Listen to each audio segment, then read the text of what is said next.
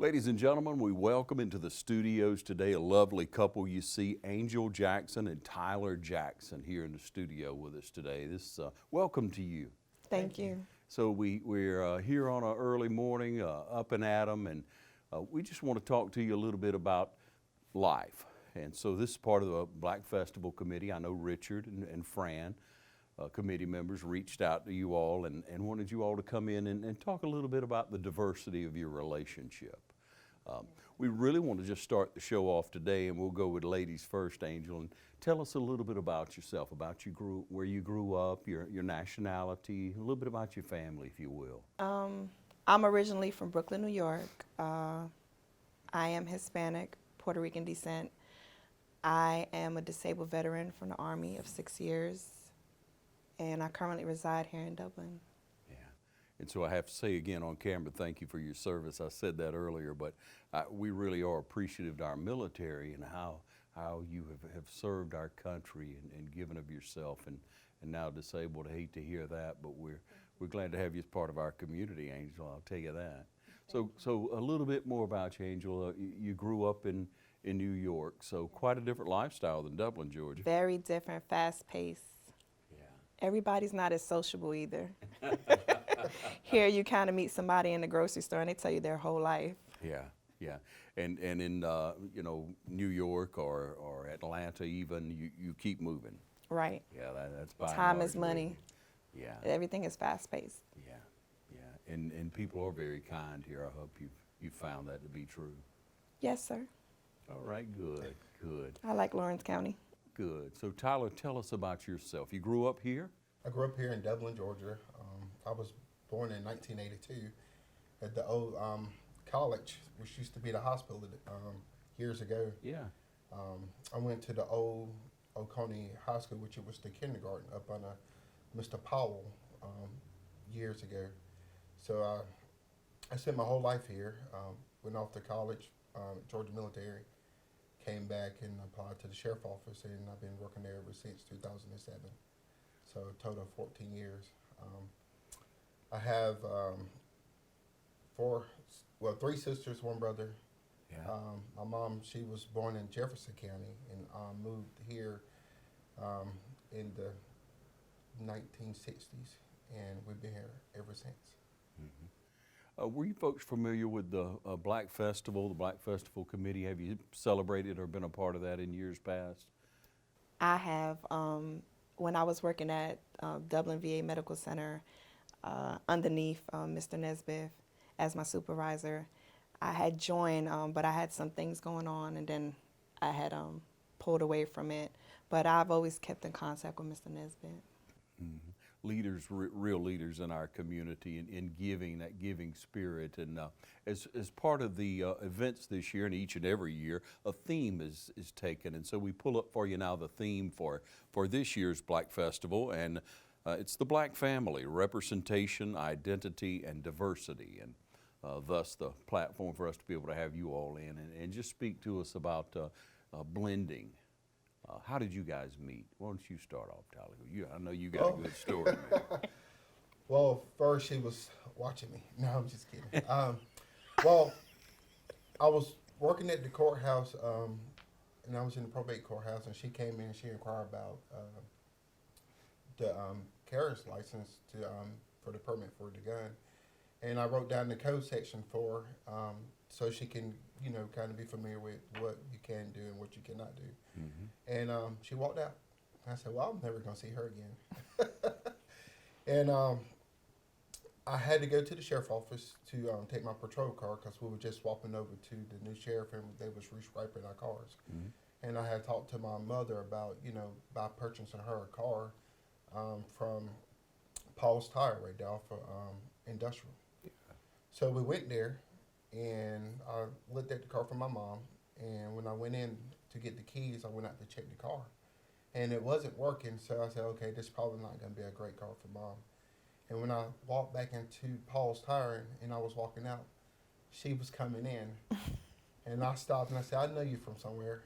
And she said, the courthouse. And we just talked. It was a hot summer day in July, and we talked for hours. And didn't matter how the sweat and the bugs. It was would just continue. disgusting.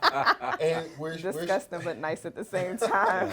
so we exchanged numbers, and I waited 2 days before I called her. I was at work, and I said, should I call her or should I not? And I sent her a message, and she said, call me, and we talked for hours. And that's where it began. Yeah. Now, you just told me she was getting a permit to carry. So you knew that up front. You better not mess with her, I right? better not mess with her or step across her the wrong way. Yeah. So, there it was. You met. What was your first vibe? And was there, since this is the topic of the show, was there an issue of being different races to you at all? I would have to say, honestly, no. I'm from New York, so everything is a melting pot, and being in the military, you're with people of different races and different cultures. So I was quite comfortable with him. What I wasn't honestly comfortable with was the fact that he was law enforcement. Being that I'm from New York, we're not as welcoming to law enforcement as the Southerners are. We kind of like, how do I explain? It's more so they're seen in a negative light in New York. It's kind of like you stay in your lane, I stay in my lane. We welcome them only when there's an issue. So it's kind of like it's uncomfortable to be around law enforcement, being from where I was raised and brought up. So that was the only thing that was uncomfortable with me as far as him. But we talked for hours, and it's not usual that you can actually have a conversation about different things and on different levels with just anybody you come up to or meet. So I enjoy that, the fact that I can comfortably speak to him about anything in any condition, because it was really hot. And I was comfortable with being sweaty in the middle of July, talking to him outside. Yeah. Well, I noticed some of that, her uncomfortableness with law enforcement, and just being in law enforcement for the amount of years I've been in, one of the things that we do is trying to change everybody's perspective of law enforcement. I worked on the interstate for 5 years, and you get to see the people put their hands up on the car and they're afraid. But before I leave that traffic stop, we change the perspective to show them, like, hey, look, law enforcement is not here to hurt you, but we're here to show you that we care for you. So I use some of those tactics to show her that, hey, you can be comfortable with me, and I'm not here to hurt you, and I'm here for you and to care for you and to protect you. It took time. Took time. Yes, sir. Yeah. So let's talk a little bit more about that, because I would think people would want to have a better perspective of what you're talking about. What makes it so different in New York than you now look at law enforcement here? The law enforcement here is more so, they're more community, they're seen more as community police, and they do more in the community. They're easy to approach. Whereas in New York, they're more aggressive. They travel in packs, which of course, because of the population, is necessary. And the neighborhood that I was raised in, because of the crime rate so high, is necessary. But I've been in situations where I've seen, I've personally been roughed up, and my friends have been, and there has been drugs planted on friends, and I've had that negative encounter with law enforcement. So my perception growing up was that I wanted to change law enforcement or have something to do with changing part of what happens to people that are just trying to live. So what I did was I wanted to pursue a legal career. So I started going to school for criminal justice, and that's a passion that I've always had from when I was a child, because I wanted to change, if not be in law enforcement, I wanted to be a lawyer so that I can advocate and protect and actually defend those that have been in situations that I have been in, along with my friends and family. Yeah, those who don't have a voice or how to present themselves. Right. Yeah. Or even the finances, Yeah. because that's a biggie. Yeah, it's huge, isn't it? Definitely. Yeah. And so what do you tell people? Obviously, education is very important to you. Definitely. I believe that, media plays a big part in how we see things and how we learn things because they keep us aware of certain things. But along with watching media and listening to what people say, you always have to do your own research. It's big to do your own research, and if you see that there's an issue or a problem, be the change that you're looking for, so that, you know, in hopes that one drop in a bucket can in turn a ripple, and everything can turn the way you want it to be. I believe that a lot of people feel the same way that you might feel, but they don't know how to either express themselves or go about doing it. So if somebody takes that first step, then in turn people will want to follow or speak up or feel comfortable because they're not alone, or they now have an avenue to express whatever they're trying to convey or change. Angel, Tyler Jackson in the studio with us. We'll take a short break and we'll be right back.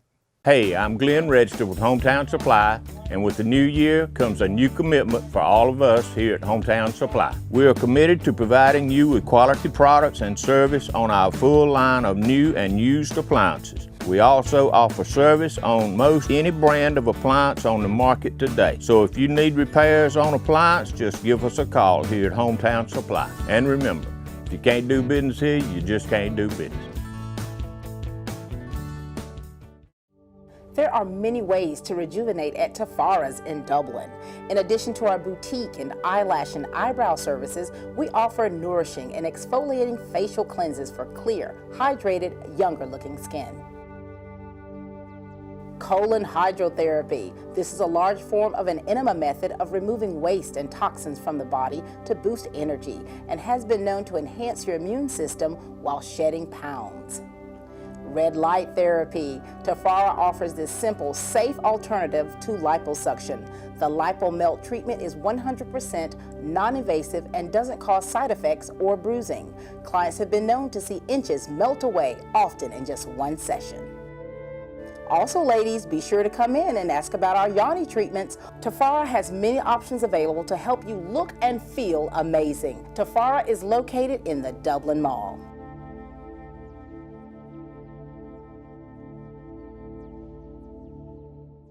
All right, back with Angel and Tyler. So, Tyler, I have to ask you, when you found that you were in love with Angel, you knew you loved her, man. You had to have her, right? Yes, sir. Yeah. So, did you go to your family and talk to them, and talk to us about how that went? Well, it was a slow process. Whenever you bring a woman home to mom, you know, they do their own analyzing, okay, if she's perfect for my son. So it took a little while, and when I introduced, she just fell right in. You know, some days she would go over there and sit with mom while I'd be at work. And I'd call her and say, hey, what are you doing? She said, I'm at your mom's house. And I was like, oh, okay. So her mom's hanging out. Mm-hmm. And some days they'll get together, go to the grocery store, to the local grocery stores in the community. Mm-hmm. And they'll just shop, and, you know, they'll talk, and they have a good bonding relationship. Wonderful. So that right there let me know, hey, she's the one. Yeah. It pays to have parents who are loving and open to what you need, what you desire, and do you find in true love, doesn't it? Yes. And how you know it's true love, whenever you're having a conversation with her, before you can finish your sentence, she's finishing it for you. So that let me know that we had a connection. Yeah. And sometimes I'll be thinking something, and before I can even say it, she's already saying it. Mm-hmm. So that's a different type of bonding. So I knew she was the one, and her smile, she lights you up. So. That's right. Yeah, beautiful smile, Angel. You do. It's great to see you all so happy and coming on and be able to share with us, because many people see that in the South, especially, see that as an obstacle. Do I have to marry a Puerto Rican or someone of Hispanic descent for my family to accept, or for society? And we're growing past that, and it's so wonderful that Dublin Lawrence Black Festival Committee is bringing this to light, and the discussions, and allowing us the opportunity to have you all come in, and different couples come in and share their experiences, because time has been good to us in bringing our diversity together. If it's been said once, it's been said thousands of times, that in diversity we find our strength. I agree. It's kind of like you just brought to mind like a caterpillar. In order for it to blossom into something beautiful, it has to go through the cocoon and ugly stage, and then it just blossoms. So in life, if you was to try to save or cut the larvae early, it would never blossom. So we have to have conflict in order to grow. That's where we learn and grow. Yeah, yeah, it's a good analogy on our society, on our culture here in the United States, and especially in the South. So when you shared with your parents, you all were getting married, how did that go for you? My mom, she was happy. She was genuinely happy for me. She was curious, if, because I was previously married, she was curious if this is something that I really wanted. And once I told her how I felt, she was okay with it. She genuinely wanted happiness for me, and she seen that I was happy. So she accepted it without even knowing Tyler. She kind of loved him, and when she spoke to him initially, the first conversation, it was automatic connection, and we speak through FaceTime all the time, and she just loves Tyler. Even when I'm asleep.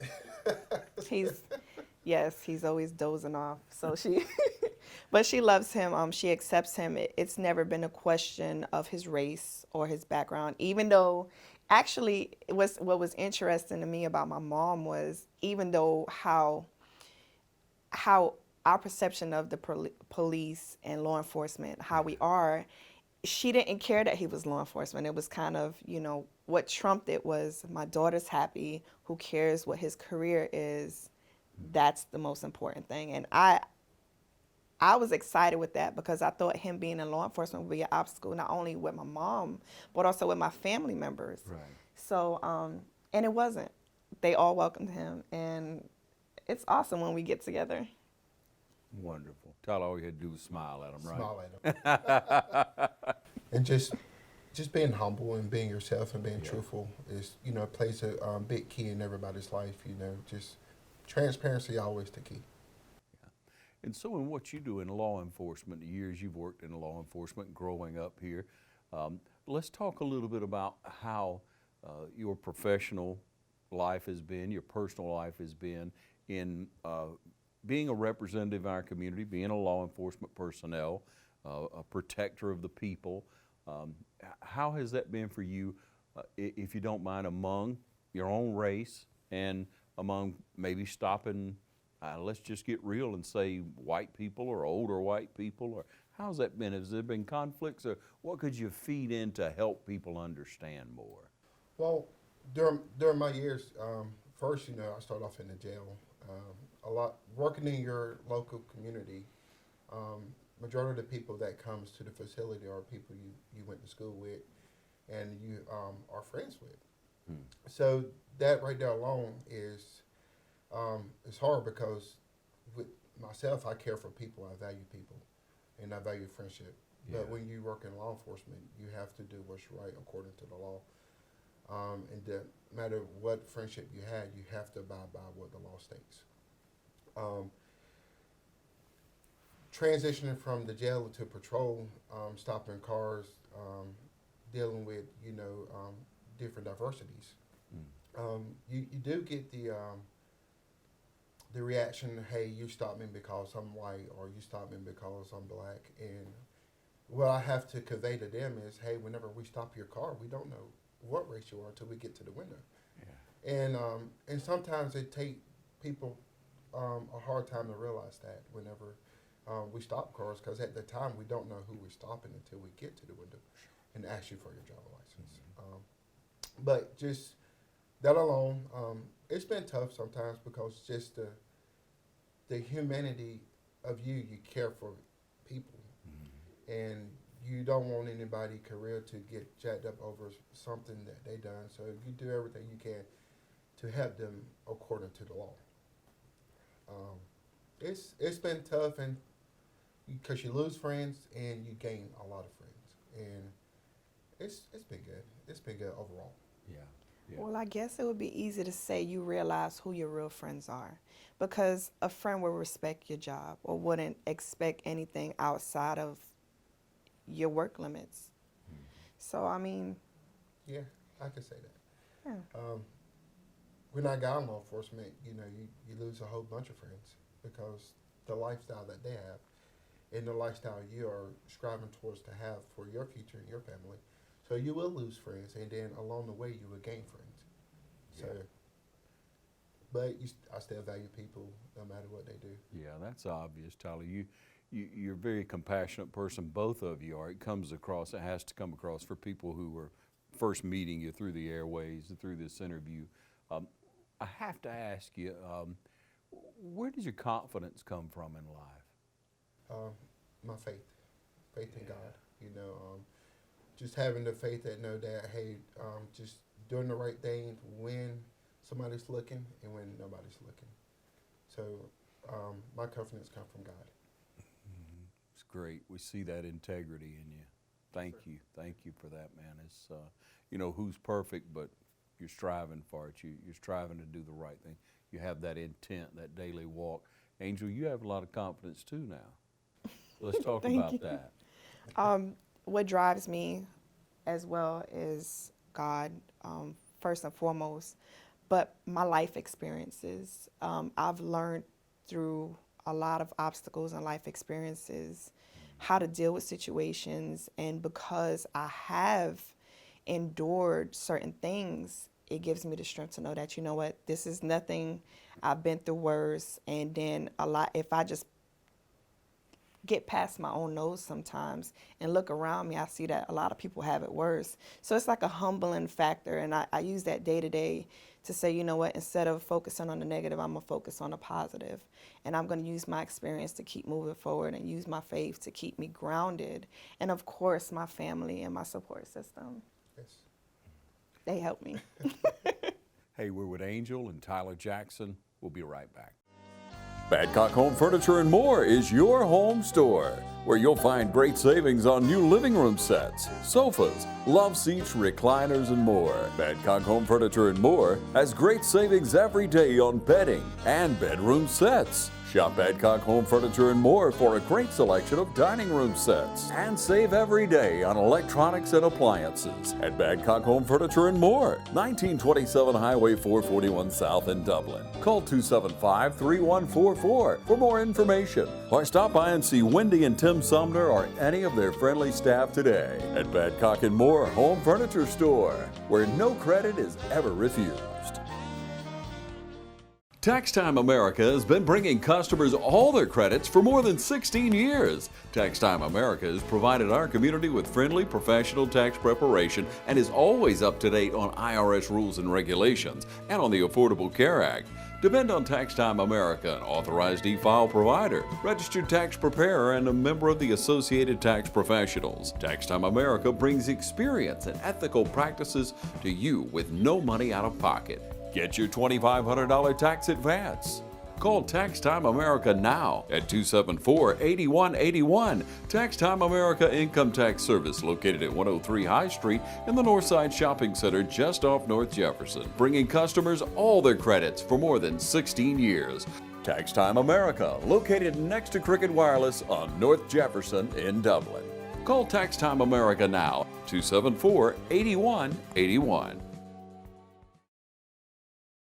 Tax Time America would like to honor and remember a devoted friend and mentor, Lieutenant Colonel Stephen Smith, October 12, 1962 to August 14, 2019. All right, we're back with you, and you talked about times when you maybe face adversity in life. Has there been adversity from the community, from outsiders, from people of either nationality or race, maybe I should say race, that you have encountered that you had to overcome or maybe help educate?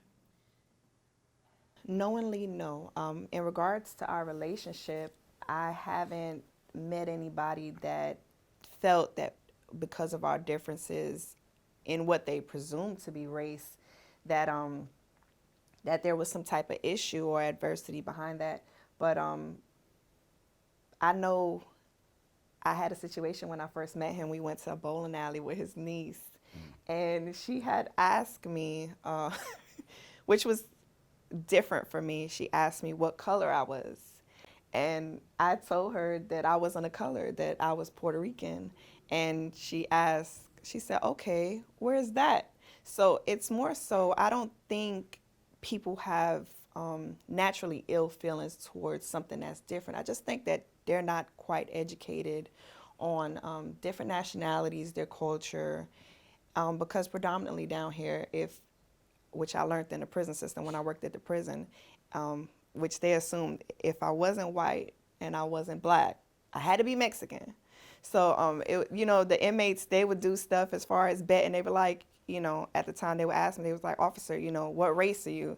And I'd be like, I'm considered black, but I'm Puerto Rican.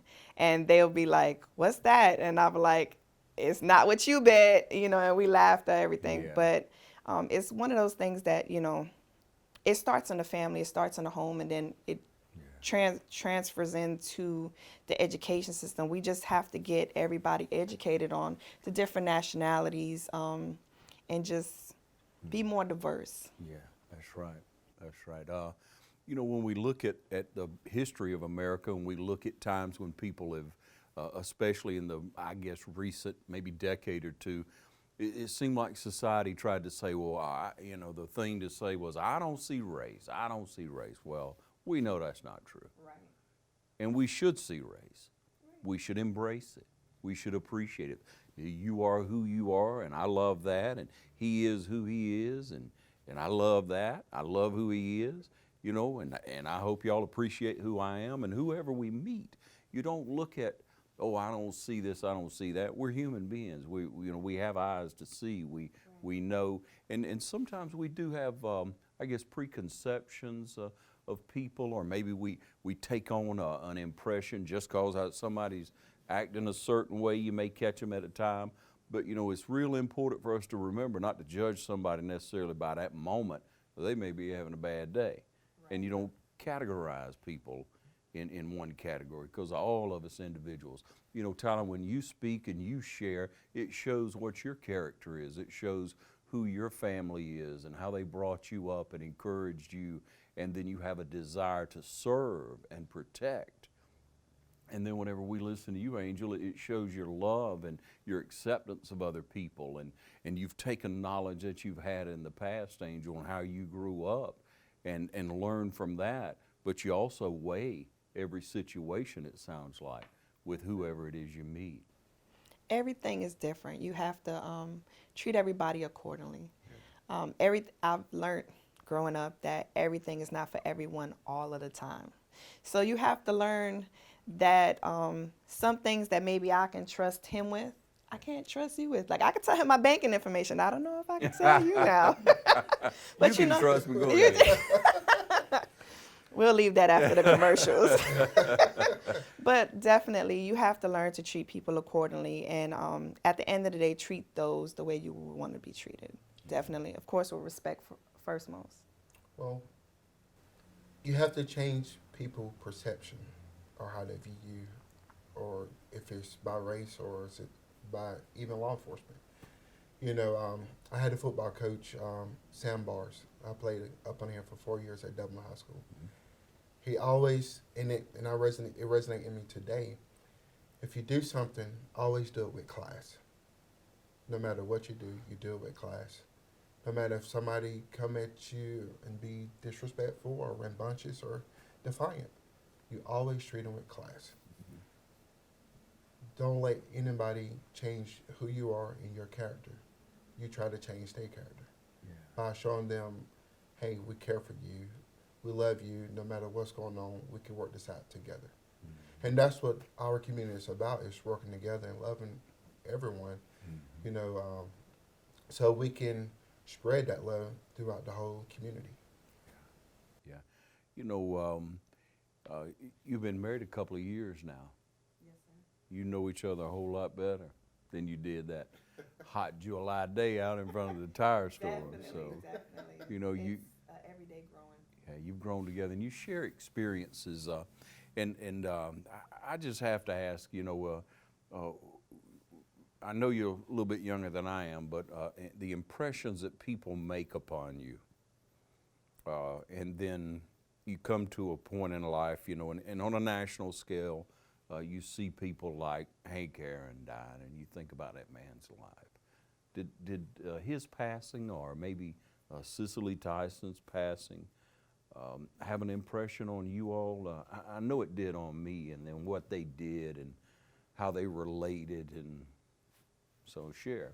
It definitely does take a toll on you when somebody with that type of character dies. To know the passion and drive they have, the changes they make within the community, the way they speak alone motivates and inspires people. And to see, you know, right now, especially in our country, is so much going on.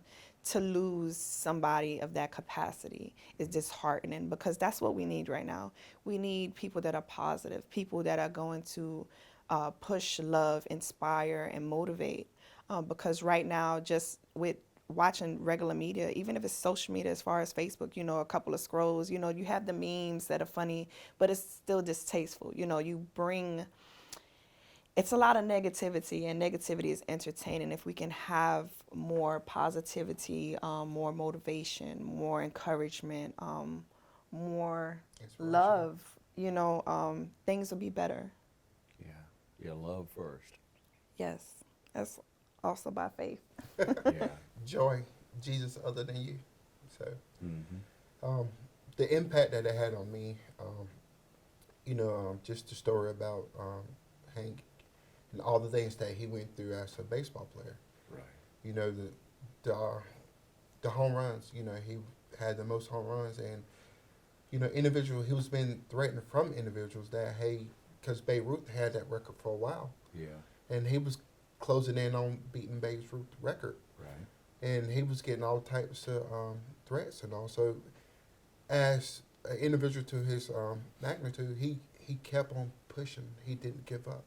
He said, no matter what comes in my way or whatever obstacles, I'm going to continue to drive towards that goal. Right. And he did. Yeah. And with Cicely Tyson, you know, during the times they came up, she kept driving to become a wonderful actress. And the messages that she conveyed to everyone is to keep trying. No matter what obstacles you face, you keep driving. And that's what I got from them. And, you know, we lost two great idols. And we know they're in a better place. And, you know, during that era, they was amazing. So now we have to have somebody to step up to the plate and be able to show everybody, hey, look, no matter what you go through, you continue to drive. No matter what nationality or diversity you are, you continue to drive towards that goal, and you'll be successful in the end. And I heard an older interview, went back and looked at one of Cicely Tyson and her sharing an experience of someone who had found in themselves, she was working with, and someone other than her race had found some bigotry in themselves and came to her and explained, you know, hey, I never really thought about this, but I'm realizing this about myself. And she showed love and compassion and spoke to them and was there to help them. And, you know, the question was asked of her, so you cared about that person, you continued. She said, yes, that's what you do. You help to educate someone who doesn't understand a situation. And so we want to kind of leave it there, that we all would take that stance and educate other people. Let them know where you're coming from. That's what's most important. And then once we realize where I'm coming from, where you're coming from on a given situation or in life, we find out we're not so far apart. Right. Yes, right. I agree. Yeah. Tyler and Angel Jackson, everyone, it's been a joy. Same Thank here. you. Thank you.